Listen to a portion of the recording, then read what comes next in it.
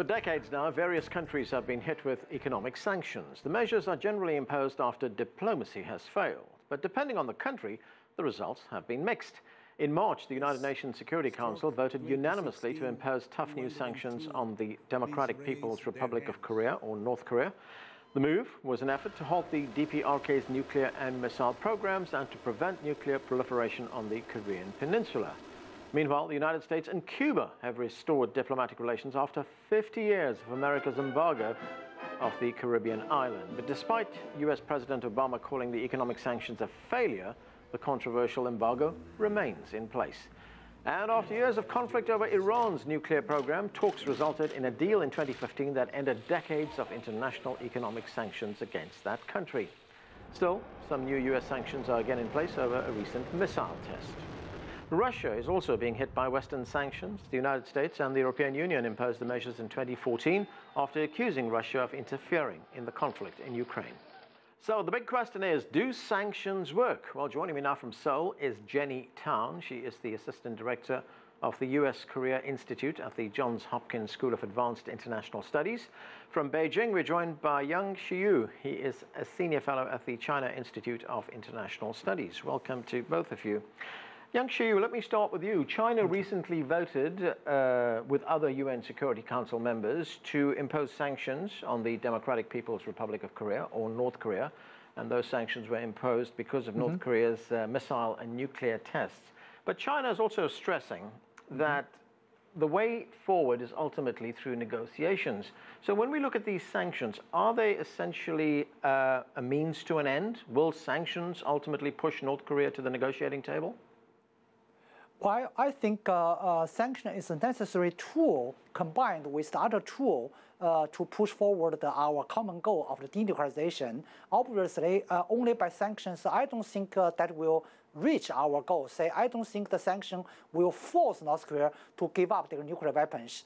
The fundamental tool to persuade North Korea give up their nuclear weapon completely, verifiably, and irreversibly, really rely on the negotiation, rely on bargaining. But sanctions is designed to let North Korea know they must pay necessary prices and take consequences by what they did towards the nuclearization.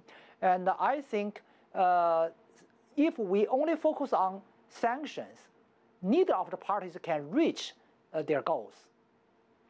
Jenny, there was a recent opinion piece in the China Daily newspaper, and it said, quote, "Unless all stakeholders work in genuine solidarity and make the UN-authorized sanctions truly bite, there is little chance Pyongyang will change course." So do you agree? Do you see sanctions working against North Korea? I agree with the statement that unless there is more complete implementation across the board, there really isn't going to be a huge impact on North Korea. They've lived outside of the international financial system for so long. They've learned how to evade sanctions, and there's been plenty of willing partners.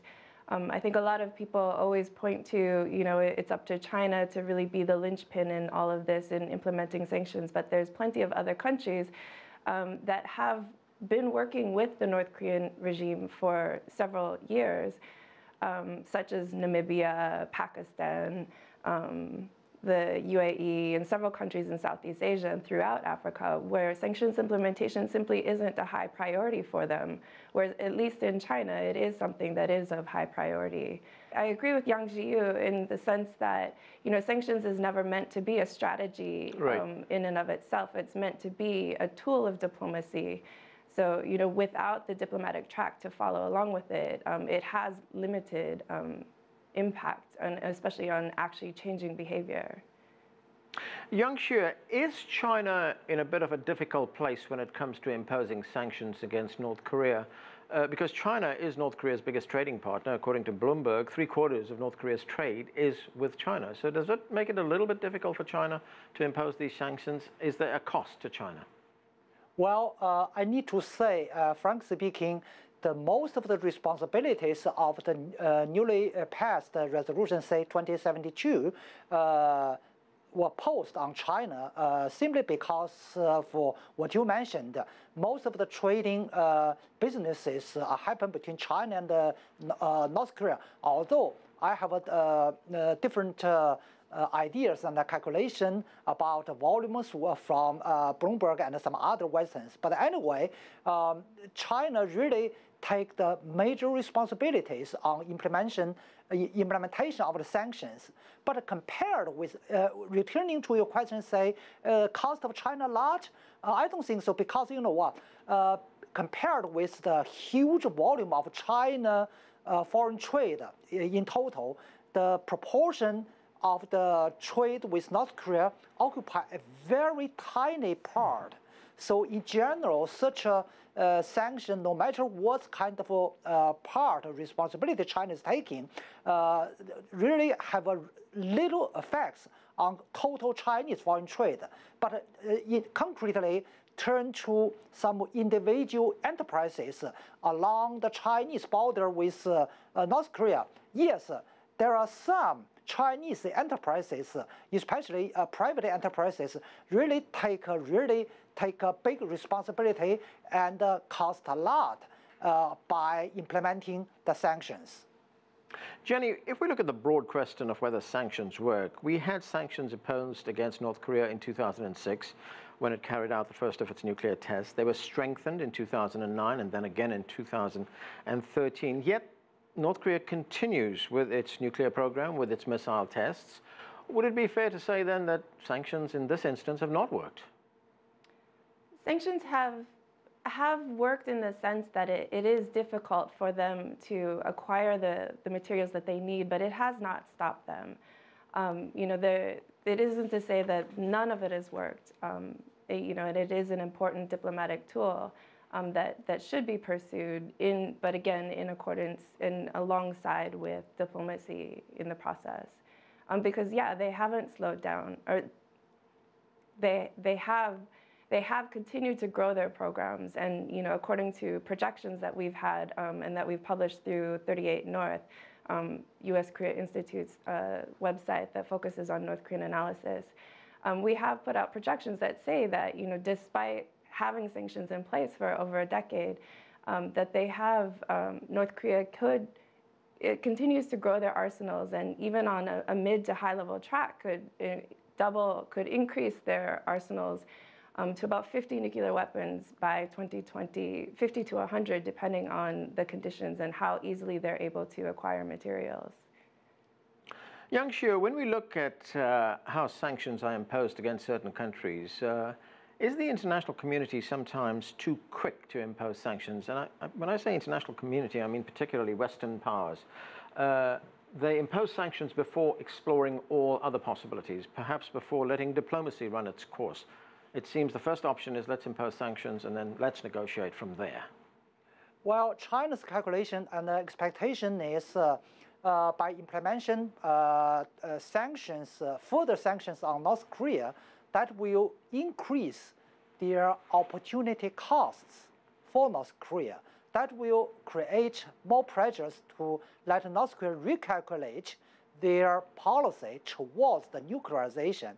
But China firmly believes the path towards what we want really rely on the negotiation. That is why, number one, Chinese delegation at the UN strongly insist on introducing negotiation, restoration of six-party talks into the draft of the resolution. And number two, after passing the resolution, China has begun to, on one hand, input more to implement the sanctions. On the other hand, input more efforts to restore the talks and the negotiations among related parties.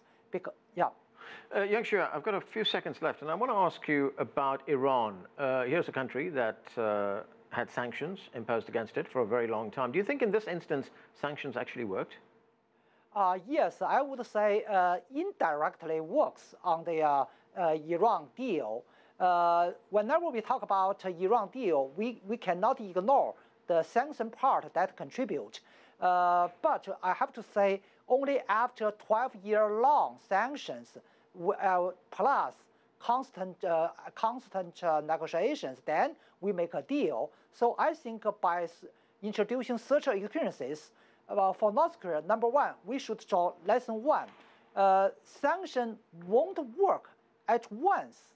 We cannot expect North Korea will turn to the table, strike a deal with us for the denuclearization short after the pass of 2270 resolution. And number two, we need to implement both sanctions and try to restart the negotiations. That's a greater lesson we draw from Iran deal. Okay, Jenny, what is your view on that?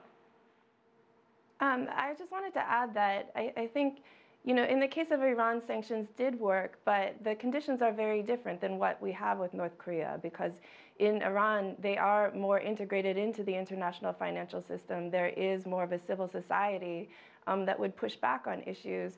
And at the same time, they are a country that had a burgeoning, nuclear ambition, whereas North Korea is not integrated. It does not have the civil society to push back on, and it also already has nuclear weapons. And so once you get to that stage, it's much harder to create the incentives to make them change their behavior in furthering that ambition. Okay, and that's where we have to leave it. Thanks to both of you for joining us. If you like what you just saw, follow us on social media and visit our website, cctv-america.com.